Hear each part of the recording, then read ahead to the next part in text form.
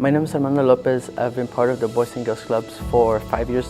I first started going to the Eastside Boys and Girls Club, but then I transitioned to May's Family Clubhouse. I do consider myself as a good leader because of the little kids that come to me when they need homework, and I help them with it, and they give me a big smile as a reward, and that fills me up with joy. And with the teens, I am a pretty good friend when it comes to giving advice and being there for them. My family, I live with my mom and my dad. A sister, she is 13 years old, and a little brother, he is 11, and my little brother comes to the Boys and Girls Club. Most of my family are not in Texas or in the United States, they're more in Mexico. I would describe myself as an explorer.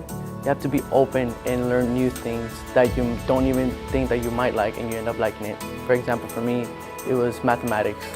So the club experience for me is not just an experience, it's more of a reality. The Boys and Girls Club has given me the experience to be more happy and open-minded because they help me out through whatever circumstance I am in.